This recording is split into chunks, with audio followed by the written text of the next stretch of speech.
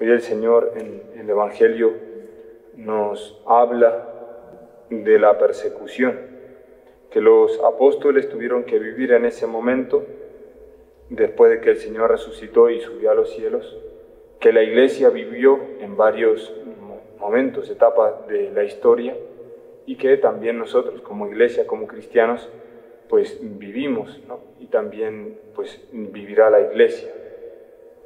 Y ante esto nosotros muchas veces que le hacemos oídos sordos, preferimos no escuchar hablar de esto, incluso mensajes de la Virgen que se va apareciendo en distintos lugares, desde Fátima, pues en otros lugares, anuncia o muestra la Virgen, da a conocer pues cómo será esa persecución en la Iglesia, ¿no?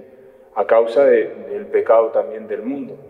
Y nosotros pues preferimos no enterarnos, o cuando escuchamos esos mensajes pues no nos interesamos mucho, incluso nos da un cierto miedo que hace que nosotros cerremos el oído a eso, ¿no? Y también cerremos el oído a Dios. O nos parecen cosas extrañas o nos parecen cosas exageradas, porque en el momento no vemos que estén sucediendo.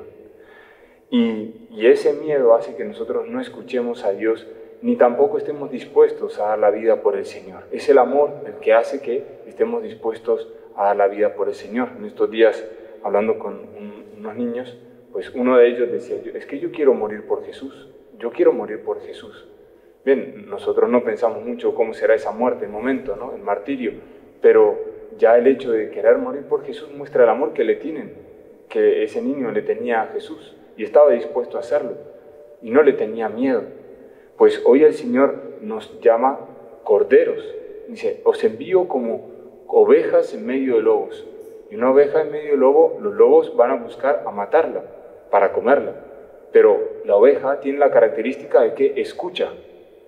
El cordero tiene la particularidad de constantemente está escuchando a la voz del pastor y la reconoce. Y se guía por esa voz, no por lo que ve, sino por lo que el pastor le va diciendo en cada momento. Entonces, si nosotros por el miedo cerramos oídos, pues ya nos dejamos de ser ovejas. Si ya no queremos escuchar a Dios porque nos habla de la persecución, pues ya dejamos de ser corderos. Al revés, eso tiene que abrir en nosotros nuestro oído hacia Dios, nuestro deseo de amarle. No de querer morir, no, sino de amarle. Porque el Señor está padeciendo, padece en la Eucaristía con sus trajes sacrilegios. Pero si nosotros decimos que le amamos, pero no padecemos con Él, si no estamos dispuestos a ofrecernos en sacrificio, o no estamos dispuestos a ofrecer una incomodidad para desagraviar toda esa ofensa que se le realiza contra Él en la Eucaristía, o contra las imágenes, o contra su nombre, pues entonces eso no es verdadero amor. Con un amigo nosotros padecemos con el amigo y estamos ahí. Los papás cuando aman a sus hijos están ahí al lado de la enfermedad, lo sanan, lo cuidan, a la noche, durante el día, en todo momento. Pues si nosotros decimos que amamos a Jesús, pero no estamos dispuestos a padecer con Él y a desagraviar su corazón o a desagraviar los ultrajes y sacrilegios que se cometen contra Él en la Eucaristía, pues ¿qué clase de amor es ese? O si el Señor nos habla de que Él va a padecer, pues y nosotros no queremos seguirle, pues ¿qué clase de amor es ese que en la abundancia le acompaña, pero en la tribulación y la persecución no? Entonces, el Señor nos invita a que examinemos en qué clase de amor es el que tenemos nosotros, ¿no? Y para eso creo que nos podría servir lo que nosotros día a día vamos viviendo. Otro de los niños decía, si a mí me llegan a pegar en la mejilla, pues yo le diría, pues yo te voy a pegar con esta maleta. Entonces, bien, el niño pues, está bromeando, ¿no? Pero yo le decía, pues, ¿sabe qué dijo Jesús? Puso la otra mejilla. Y cuando le pegaron en la cruz, lo siguió perdonando. Y cuando lo flagelaban, que ya no podía más, Jesús se levantó para que le siguieran pegando. ¿Qué es lo que le enseñamos a nuestros hijos? ¿Qué clase de bienaventuranza o qué clase de vida? Aquella que responde la venganza. Porque si en las cosas pequeñas, que los niños constantemente se están pegando, pues si en eso pequeño se defienden y se pegan, ¿cómo será en el momento del martirio? ¿Cómo será en el momento en el que tengo que dar la vida por Jesús? Y dar la vida por Jesús, eso se presenta día a día cuando hablan mal de la iglesia. ¿Qué actitud tenemos nosotros ante eso? ¿Doy mi vida por la iglesia, doy mi vida por el Señor? ¿O me quedo callado y me hago que no soy cristiano? En eso se manifiesta el amor que yo le tengo.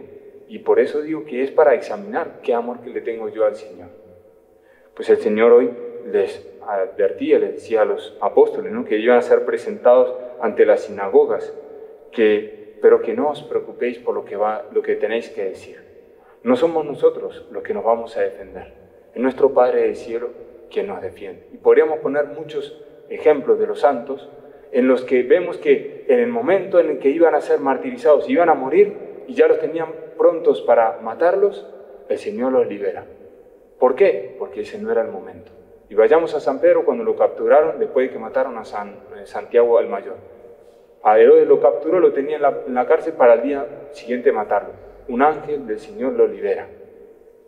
Pues si seguimos con los apóstoles, San Juan Evangelista, lo martirizan y lo matan, quieren matar en una olla llena de aceite caliente. Y el Señor lo libera y no le pasa nada. No era el momento en que esos apóstoles tenían que morir. Pues el Señor sabe cuándo es el momento que nosotros tenemos que dar la vida. Entonces no tenemos que tener miedo. Pero a la vez, las palabras que el Señor va a poner en nuestros labios van a ser palabras que den testimonio del Señor. Y van a ser palabras que nos considera la defensa propia, pero la defensa del nombre del Señor. Entonces no tenemos que temer. Tenemos que estar abiertos al Señor, escuchar. Porque en ese momento necesitaremos mucha oración y necesitaremos un corazón muy abierto a decir todo cuanto el Señor quiere. Y Dios quiere siempre la propia santificación, nuestro propio bien y el bien de las demás personas. Por eso el Cordero no solamente tiene la realidad de escucha, sino de que es en sacrificio, y como el Cordero de Dios que quita el pecado del mundo, cuando el Cordero se entrega, quita el pecado que hay en el mundo. Es decir, que la persona que me está haciendo daño, si yo le perdono, pues será salvada. O otra persona que yo quiero mucho, si yo me ofrezco por esa persona, pues será salvada, quitará el pecado del mundo, le dará vida eterna. Pues también nosotros dispongámonos para vivir día a día como verdaderos corderos, escuchando al Señor en todo, no poniéndole resistencia, pero a la vez ofreciéndonos en sacrificio por aquellos que el Señor nos encomienda. Y el sacrificio implica un esfuerzo, Todo lo hemos recibido gratis de Dios, ¿sí? Pero cuando yo realizo un sacrificio, implica que yo me esfuerce. Y ese esfuerzo es el que le da la vida a los demás. Pero ese esfuerzo es gracia de Dios. Es decir, que por los méritos de la cruz del Señor, la persona se salva. Nosotros ofrecemos el sacrificio y gracias a que Jesucristo ha entregado su vida por nosotros, pues la persona se salva. No es por nuestro esfuerzo o nuestras fuerzas, es por la fuerza del Espíritu Santo en nosotros. Y por eso debemos darle gracias al Señor, porque es el Señor el que vive en nosotros. Y en esos momentos, además, hablará de nosotros. Pues abramos nuestro corazón, no tengamos miedo a cuando el Señor ya nos está anunciando, o nos anunció hace mucho tiempo, esos momentos de persecución. Antes, alegrémonos, porque es un Padre que nos advierte y nos muestra cómo debemos vivir esos momentos para no tener miedo y espantarnos o quedarnos petrificados del susto, sino al revés, poder vivir con amor, poder vivir con alegría, con mucha docilidad, pero también con mucha astucia, como nos invita a vivir hoy el Señor. Pues que el Señor nos conceda esa gracia de ser verdaderos corderos y que estemos dispuestos a servirle a Él como Él nos indica, a servir a nuestros hermanos como Él lo ha hecho por cada uno de nosotros. Madre Santa, Madre de la Eucaristía, a ti te pedimos esta gracia. Gloria al Padre y al Hijo y al Espíritu Santo. Amén.